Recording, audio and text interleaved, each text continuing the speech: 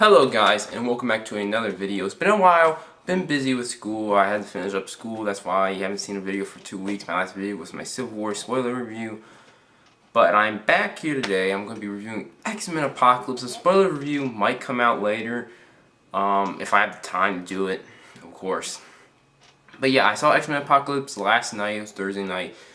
And my second most anticipated film of the year, because I really loved Days of Future Past and I really enjoyed First Class. And X-Men Apocalypse is the third film in the new X-Men franchise. It's set in 1983. It's about where the first mutant, Apocalypse, played by Oscar Isaac, awakens and wants to end the world. So he doesn't really hire, but he gets four people to be his four horsemen, which are Psylocke, played by Olivia Munn, Storm, played by Alexandra Shipp, Magneto, played by Michael Fassbender, and Angel, played by Ben Hardy. And now it's up to the X-Men, old and new, to stop him. Now, second most anticipated film of the year, I've already said why it was. And coming out here, it's not a bad film. It's definitely not a bad film. But I did feel disappointed because it felt like they were trying to do... Well, it felt like a comic book. So if you're a comic book fan, it feels like a comic book. That's great. It definitely feels like you're in a comic book. But I feel like it had too many moving parts in it. But let me get on the goods. The performances were quite well. Michael Fassbender is probably the best out of all of them. I really loved him in this film. I didn't really care for him in Days of Future Past. I thought he was kind of forced in that movie. But this film, I feel like he would have been forced in this film, but he comes really good. He has his own story. Really loved his story. I thought that I was going to be cliche, and I felt that I was stupid going into it, but I really enjoyed his story. Sophie Turner as Jean Grey, I actually really liked her as Jean Grey. Ty Sheridan as Cyclops, I thought he was a really good Cyclops. I feel like he's better than James Marsden Cyclops. Nicholas Hoult, I really loved him as Beast. Evan Peters, though, playing Quicksilver, best character in the whole film. He has another scene like he did in Days of Future Past. Really loved it. It might actually be better than Days of Future Past. I thought that was going to be hard to top, but I think it actually did top it. I feel like everyone had good performances.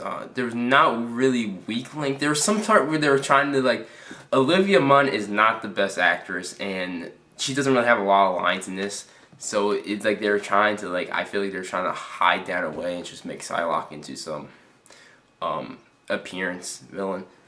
Going into CGI was quite well. I feel like CGI was actually really good. The only mishaps were in the prologue, the very beginning of the movie. I think that was kind of some parts, noticeable CGI, and this climax, there are certain parts as well.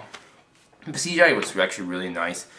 Wolverine feels forced into this movie, but in this sequence I really loved because it kind of shows a teaser of what his new film next year will be. His new film next year is rated R, and they go all out on this scene. It's all action. I really love that. Wolverine, definitely really nice. Also said, along with the performances, the new characters are really well. Cody Smith-McPhee does really well as Nightcrawler. I was actually I didn't know how big of a role he was going to play in this film. But he plays a really nice role. Comedic relief, kind of, along with Quicksilver.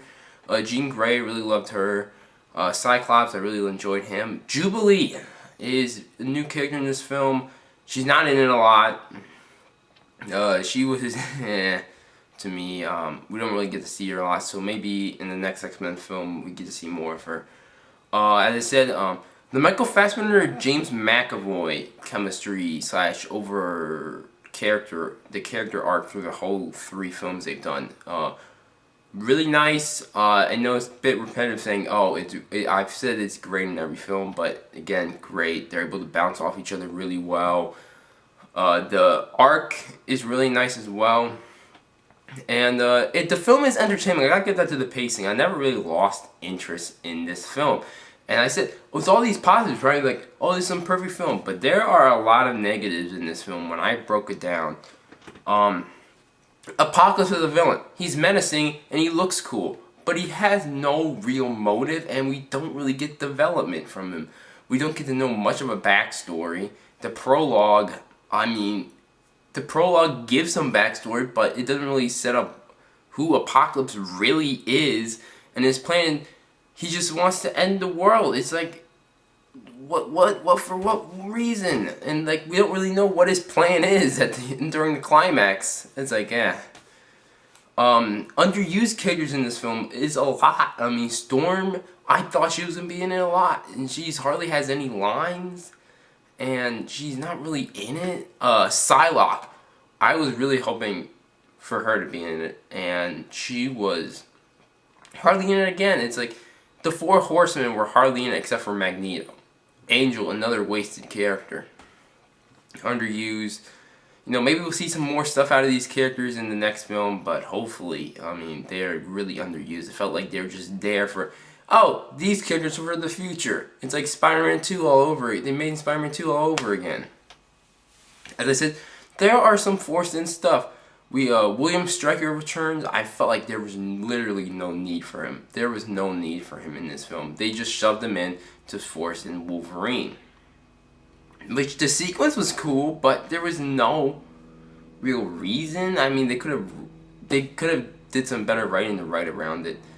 And Charles Xavier has Moira McTaggart, played by Rose Byrne, returns in this film. No reason for her. No reason.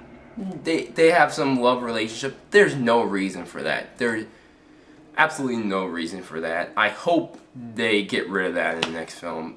I didn't like that at all. Jennifer Lawrence feels like she's kind of just like out there for the paycheck. She doesn't really feel a lot of devotion to the role. She doesn't feel passion. She's like, I'm just gonna act like this and act like I'm doing all this stuff, but I'm just here for the money, and I'm in my contract it says I have to return. So yeah, it's like, if she returns for the fourth film, she better be more passionate about it. She did not. She didn't strike me as being like, I'm really into this project. And the very beginning felt disjointed. There wasn't really much of a linear plot. It's like, oh, you have this, you have this, you have this. You have this, you have Mystique's side story, you have Charles Xavier's story, you have Magneto's story, you got Apocalypse story, you have all these stories, and they don't really converge until right near the end of the second act. So I felt like, it felt like Batman v Superman there with, we have all this stuff going, but there isn't like one total end goal. It's like, isn't like a line. It's just like, yeah, it's like bunching it up. And I don't know who really classes a flaw, but it felt overly ambitious by Bryan Singer. I felt like he was too ahead of his game, which isn't a bad thing because he felt confident, and the film is not bad. As I said, it's not bad, but I felt like he was too confident thinking that he could do anything and it's gonna be good. We saw it with Jack the Giant Slayer. That movie sucked. But it felt like he wanted to do too much in this film, which, I mean, he's definitely going to please comic book fans. I know people who really enjoyed this film, but for me, I enjoyed watching it. I can definitely say that, but as a movie reviewer, I have to take a stance on the film, and there's definitely some positives and some negatives in here. Overall, X-Men Apocalypse is a nice watch. It's something I say go to the theaters to watch because it definitely feels like a theater film, movie theater film. But don't be surprised if you end up walking out saying, oh, that could have been a whole lot better, because that's how I felt. Overall, I'm going to give this film a rating of 6 out of 10, right on fresh. I don't give halves, I just give whole numbers.